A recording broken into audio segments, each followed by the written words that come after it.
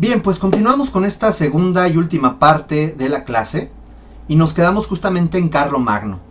Este señor vendría a constituir el llamado padre de la Europa occidental. ¿Por qué? Este señor que además dentro de su reino de la dinastía carolingia vamos a encontrar el origen del futuro reino francés y del futuro Sacro Imperio Romano Germánico, lo que hoy en día es Alemania y los territorios circundantes al mismo. Por eso encontramos aquí dos escudos. Este es muy característico del Sacro Imperio Romano Germánico y este es muy característico de la dinastía francesa, del reino francés. El fondo azul con esta flor de lis dorada. Podemos ver ahí a Carlomagno como el Imperator Augustus, lo que les decía, ahí de hecho coronado por León III en el año 800, en donde se le pone a él con una espada que representa que él es el jefe del Estado, el jefe del mundo civil, del mundo secular, y un orbis en la otra mano, que es un mundo que está coronado por la cruz de Cristo, que habla del mundo religioso. Por lo tanto, él se volvía como en el representante de estos dos mundos, gracias a que el Papa le había dado el poder mediante esta coronación. No el poder de que ahora él fuera el Papa, no, pero estaba representando de que Cristo había elegido a este hombre como el representante del reino. Este señor va a asentar la estructura feudal y de los títulos nobiliarios que en un momento atenderemos. Bueno, aquí vemos una pintura un tanto romántica, ¿no? Donde se ve ahí a Carlomagno tomando decisiones muy importantes frente a la iglesia. Bueno, gran error de todo rey. Al final de su vida, decide dividir su territorio, el territorio franco, el territorio francés de los carolingios, entre sus hijos. A esto se le conoce como el Tratado de Verdún. El Tratado de Verdún, de hecho, ya consideraba una división administrativa del territorio, en lo que se conoce como una Francia occidental, una Francia central y una Francia oriental. Se puede ver cada uno de los colores. Una vez que Carlomagno muere, cada uno de sus hijos termina quedándose con el poder de cada una de estas Francias. La Francia occidental queda en manos de Carlos Calvo. La Francia central termina siendo el reino de Lotario. Y la Francia oriental queda en manos de Luis el Germánico. Podemos ver aquí un mapa del territorio en el año 962, donde vemos el nacimiento del llamado Sacro Imperio Romano Germánico. ¿Qué es lo que pasa? La Francia oriental va a quedar poco a poco desligada de la Francia occidental, y la Francia occidental quedará en manos de una dinastía fundada por un señor llamado Hugo Capeto, y surge la dinastía de los Capetos hasta el siglo XIV. A eso se le conocerá como la Francia, el reino francés. Aquí está. Mientras que el demás territorio, que es parte de la Francia central y gran parte de la Francia oriental, más territorios cercanos al mismo, se convierten en el Sacro Imperio Romano Germánico de la mano de la dinastía sajona o otoniana, que va a durar hasta el año 1024. Esto será muy importante porque este Sacro Imperio Romano Germánico va a estar constituido por muchos señores feudales que van a estar dirigidos por un solo rey. Y esa es una estructura muy feudal. Además de que el Sacro Imperio Romano Germánico va a durar del 962 hasta 1866, cuando Napoleón Bonaparte, allá en el siglo XIX, disuelve, debido a sus expansiones territoriales francesas, termina disolviendo este territorio. Entonces, este territorio duró 900 años, nada más. Claro, también fue disminuyendo su poder, pero lo que hoy en día es el Sacro Imperio Romano Germánico, bueno, lo que hoy en día, perdón, es Alemania, pues se debe gracias a toda esta estructura del Sacro Imperio. ¿Cómo podemos entender este momento? Vamos a hablar de las generalidades de este contexto de la llamada Alta Edad Media. Así se le conoce a estos años. La Alta Edad Media coincide con el desarrollo de la arquitectura llamada prerrománica. ¿Ok? En lo político vamos a encontrar que se establecen una serie de monarquías teocráticas, una monarquía regidas por una fuerte dirección de la iglesia, con un carácter absoluto, absolutista, o sea, el rey era el que decía y hacía. Con un poder centralista, eso quiere decir que había una capital importante del reino, con una serie de vasallos. Eso quiere decir que estos territorios tenían un rey, pero este rey estaba respaldado por un montón de señores feudales. A veces estos señores feudales se rebelaban y se dividían y habían guerras internas. Pero en lo general estos vasallos le rendían servicio al rey y el rey les brindaba protección. Y viceversa. ¿Ok? Estos vasallos, ahorita veremos que de ahí surgen los títulos nobiliarios. En lo social vamos a encontrar una estructura estamental, eso quiere decir que está hecha por niveles, por estratos sociales, en donde encontramos a dos grandes grupos, los privilegiados y los no privilegiados. Ahorita también lo platicaremos. En lo económico, la vida urbana, comercial, se pierde, cae en un debacle, y de pronto este sistema económico es reemplazado por un sistema agrícola, un sistema un tanto neolítico, al cual se le va a llamar feudalismo.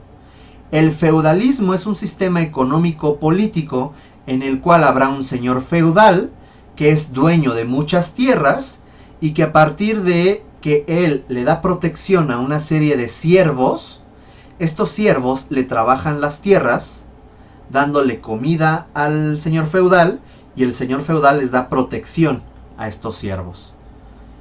Y el señor feudal pues que comienza a generar un sistema de murallas mediante un castillo. La iglesia se vuelve una parte fundamental en el esquema social también de estos pueblos. Y eso será el feudalismo. El feudalismo es una economía agrícola frente a una economía urbana, la cual estaba por los suelos. ¿Por qué? Porque las ciudades fueron abandonadas a raíz de las invasiones germánicas y la caída del Imperio Romano. En cuanto al pensamiento y la religión, es un cristianismo romano o latino. Se consideran herederos de la tradición romana, aunque estarán influenciados por el Imperio Romano de Oriente. Se desarrollan las lenguas romances a partir del latín, como el español, el francés, que serían las dos principales lenguas, aunque van a existir por ahí el mismo italiano y el mismo catalán, que comienzan a ser estas lenguas que surgen en los diferentes territorios. Se va a desarrollar la escolástica. La escolástica es un pensamiento filosófico en el cual la razón de las cosas era Dios. ¿Por qué llueve? Pues porque Dios así lo quiere. ¿Por qué se muere? Pues porque Dios así lo quiere. Eso es lo escolástica en términos generales. Ahí podemos ver nosotros un gráfico en donde el rey es el que tiene mayor jerarquía, y luego se encuentran los nobles y el alto clero formando feudos, y luego vemos que estos feudos por el alto clero y los nobles terminarán sus tierras siendo trabajadas por siervos, artesanos, campesinos, y terminan protegiéndolos. Entonces es un sistema de protección a cambio de un trabajo. Es eso. Y encontramos toda la idea de las armaduras, los caballeros, las coronas, las capas, las cortes, los campesinos, los castillos. Todo eso lo vamos a encontrar en la llamada Alta Edad Media, del 476 al año 1000. Aquí vemos esta esta pirámide social en donde encontramos a los grupos privilegiados y a los grupos no privilegiados. Los grupos no privilegiados podían dividirse en dos, grupos medios y grupos bajos. Los grupos medios son sacerdotes, frailes, una serie de artesanos, soldados y una naciente burguesía que eran comerciantes. Todos los demás eran los grupos bajos, que era el resto del pueblo. Mientras que en la parte de los grupos privilegiados, la familia real, la alta nobleza, en fin. ¿Cómo pueden entenderlo los títulos nobiliarios? Y vamos con eso. Aquí tengo yo dos columnas. ¿Cómo hay ciertas relaciones de poder entre estas dos columnas? El título nobiliario y los títulos del clero secular. Ahorita veremos qué es eso. Tenemos al rey, que es el soberano, con un príncipe, que es el heredero, un duque, que son los príncipes no herederos, o sea, los hijos segundos y terceros, que bueno, pues no va a ser el heredero, por lo tanto le damos un ducado. Vamos a poner a un marqués, que es el que gobierna una comarca, a un conde, que es el que gobierna un condado. Esto va de mayor a menor. Eso quiere decir que una comarca es más grande que un condado, y el condado se encuentra dentro de una gran comarca, o a veces se encontraba aparte, pero pequeño. Tenemos un vizconde, que es el que gobierna un condado menor, un barón, que es el primer escalón a una nobleza, sin tener un territorio que domine en particular, y una serie de títulos de nobleza, que se les llama, por ejemplo, lord, sir, caballero, mariscal, el hidalgo, que son títulos de nobleza, pero no significa que gobernaran o que tuvieran un territorio específico. Mientras que el clero secular tiene pues al mismo papa, que es el vicario de Cristo, una serie de cardenales primarios y no primados y no primados, o sea, los que pueden ser papables y no papables, que es la curia romana, el arzobispo, que va a dominar una arquidiócesis, el obispo y el obispo auxiliar, que va a tener el dominio sobre una diócesis, el canónigo, que va a tener el dominio sobre un colegio o un cabildo, que es una sede más pequeña religiosa, y después tenemos al cura, al sacerdote, al capellán, al párroco, que encontraremos en parroquias, capillas y oratorios. Si se fijan, aquí se vuelve un esquema muy estructurado, muy jerárquico, de diferentes poderes, de la iglesia y del mundo civil. ¿Ok? Vamos a encontrar que además los diferentes grupos van a habitar diferentes partes pues del mundo occidental, por así decirlo. Tenemos a los privilegiados, que van a habitar principalmente los castillos. Los castillos, que veremos más adelante, tienen actividades militares defensivas, sociales, religiosas y domésticas. Los castillos eran las antiguas villas romanas que se encontraban extramuros de las ciudades.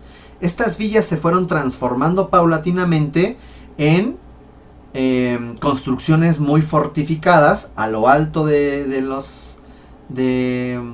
cerros, de montañas, teniendo un territorio agrícola, el cual administraban.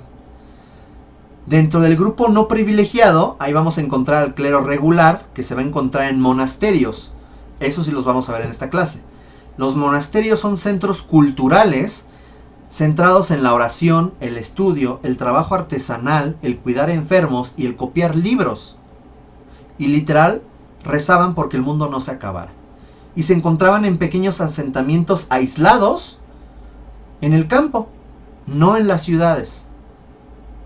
Porque era un sistema feudal, un sistema agrícola, un sistema no urbano.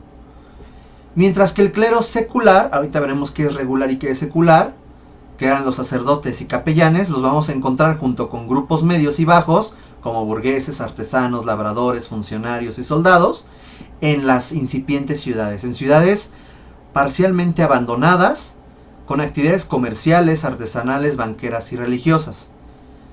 Y finalmente los siervos, que eran campesinos sin tierra.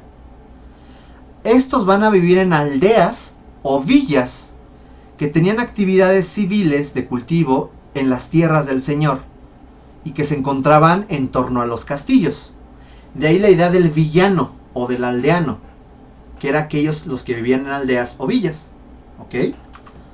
Vamos a ver aquí nada más el monasterio y la ciudad. El castillo lo vamos a ver más adelante, si no me equivoco. ¿Qué pasa con la ciudad?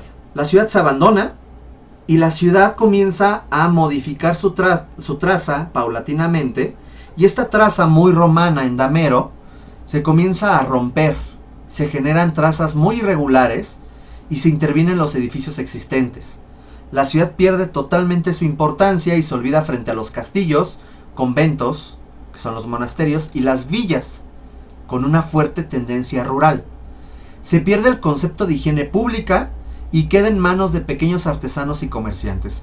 Ciudades como cuáles: Roma, Aquisgrán, París, Londres, Lyon, Burdeos, Poitiers.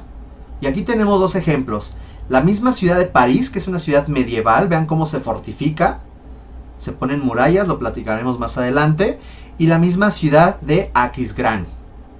Esta ciudad de Aquisgrán tiene una traza totalmente reticular. Y vean de pronto cómo en la parte central se encuentran los edificios religiosos.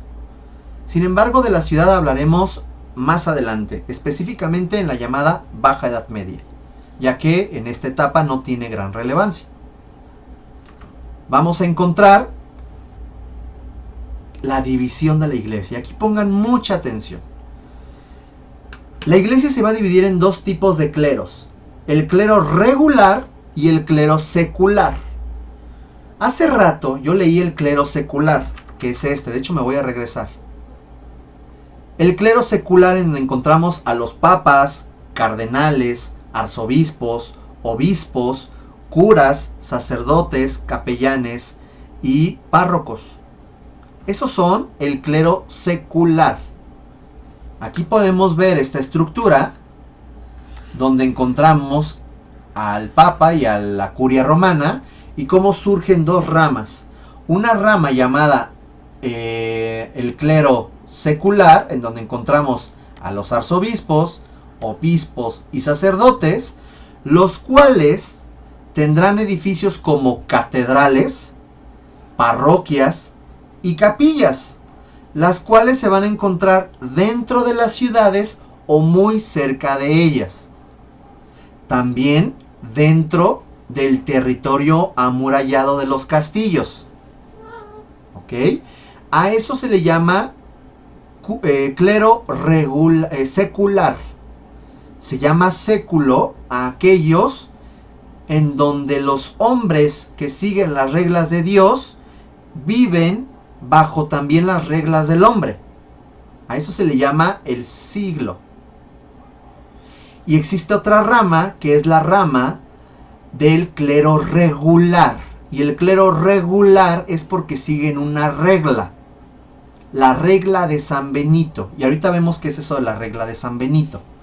Y aquí surgen los abades, los priores, frailes, monjas, monjes. Y vamos a encontrar abadías, monasterios, conventos y ermitas, las cuales se van a encontrar fuera de las ciudades y de forma aislada.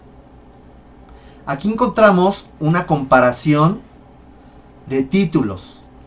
El arzobispo sería un equivalente a un abad que tiene una abadía. Los obispos tienen un equivalente que es el prior, el superior o el guardián, que tiene en su poder un priorato.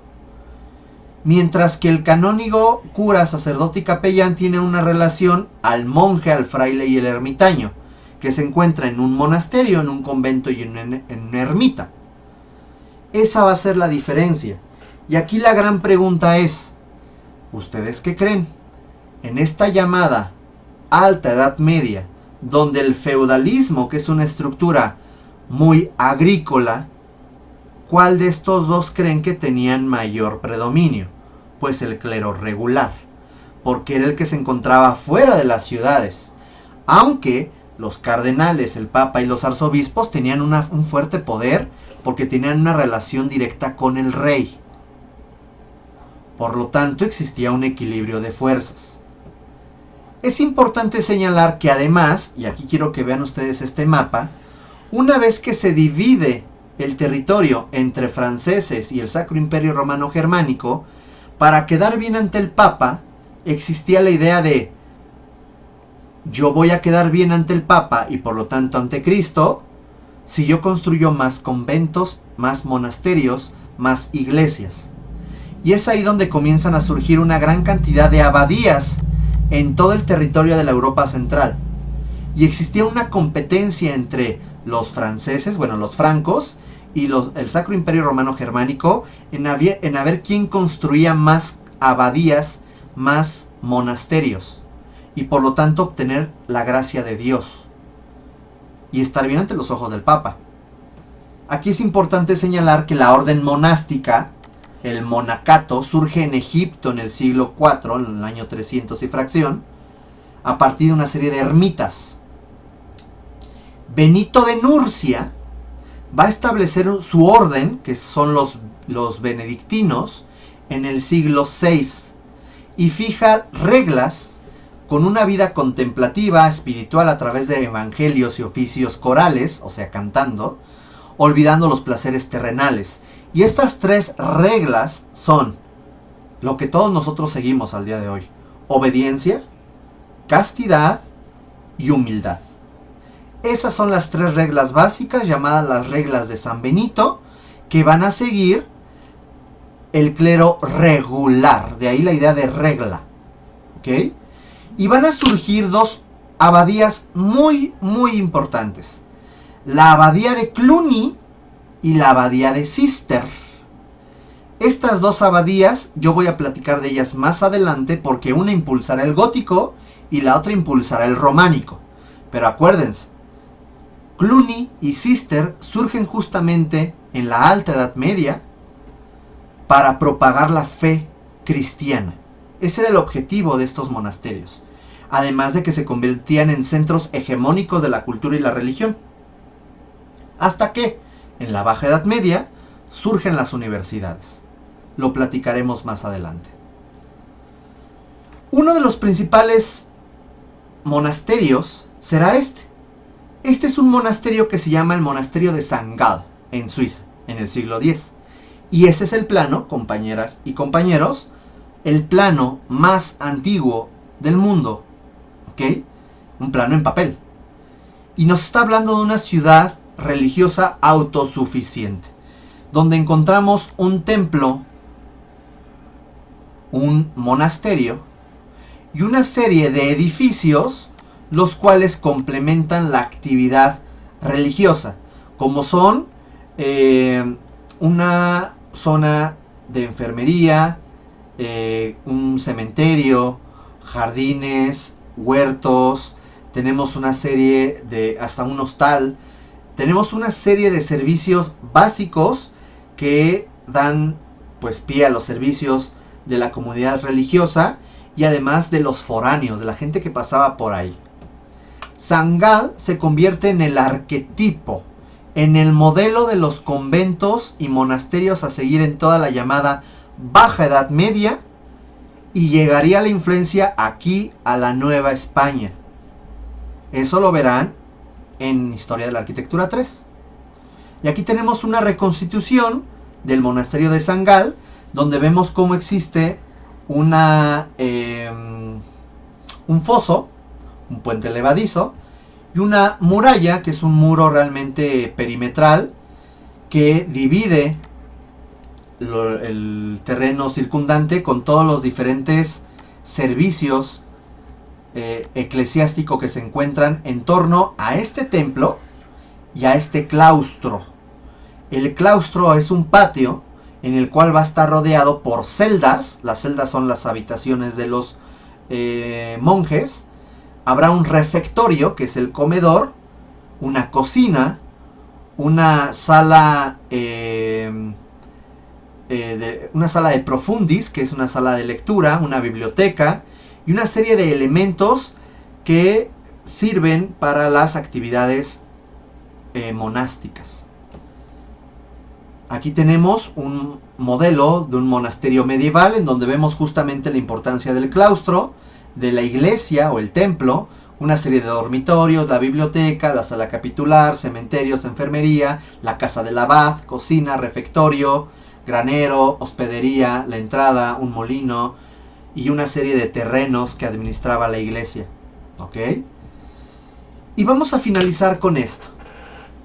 Ya hablamos de un sistema que va a ser base de la Edad Media, de los títulos nobiliarios, de cómo surge una clara diferencia entre el clero regular y secular y por lo tanto el tipo de arquitectura que pertenece a cada uno de ellos.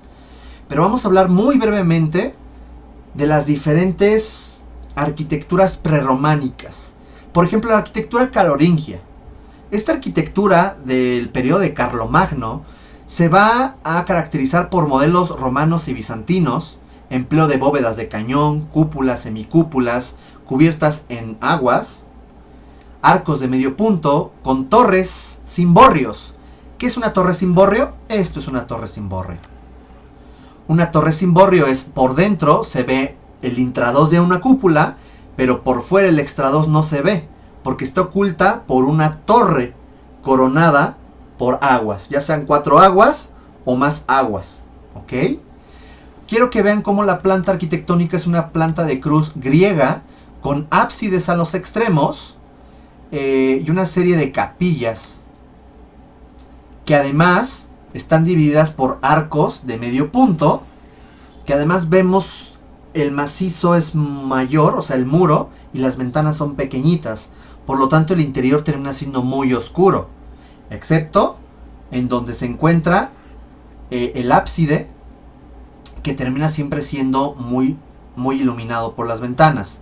Van a seguir utilizando materiales que utilizaba el Imperio Romano, con una burda solución técnica debido a que ellos no manejaban o no conocían de hecho el sistema estructural a profundidad romano, con una decoración mediante recubrimientos pétreos de mármol, mosaicos, dorados, capiteles clásicos, teniendo palacios, capillas y monasterios. Vean estos volúmenes. Esto de pronto nos recuerda un tanto al lenguaje utilizado en el Imperio Bizantino, en la primera etapa, pero el modelo interior es algo totalmente occidental. Vemos aquí la gran joya del periodo prerrománico, que es la Capilla Palatina. Este palacio tiene esta capilla de planta poligonal con una corona de un intradós de una cúpula poligonal también, con una decoración claramente influenciada por el Imperio Bizantino. Desde el manejo de las dovelas en los mármoles, el manejo de los decorados en los intradós de los arcos, en los capiteles, el tipo de fuste, la decoración que se utiliza en el intradós de las diferentes bóvedas, de las cúpulas, los diferentes macizos, cómo están decorados con este terror al vacío. Eso es muy interesante. Vean, esta es la veta del mármol. Estas manchas del mármol son naturales del material.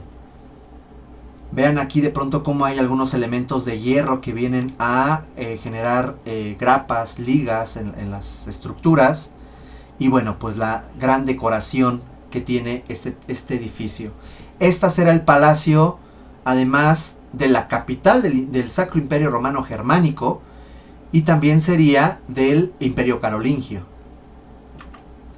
Aquí tenemos más fotografías, vemos las plantas, vemos el alzado, no vemos fotografías de afuera, nada más vemos esto, porque por fuera fue arreglado hacia el barroco, hacia el gótico.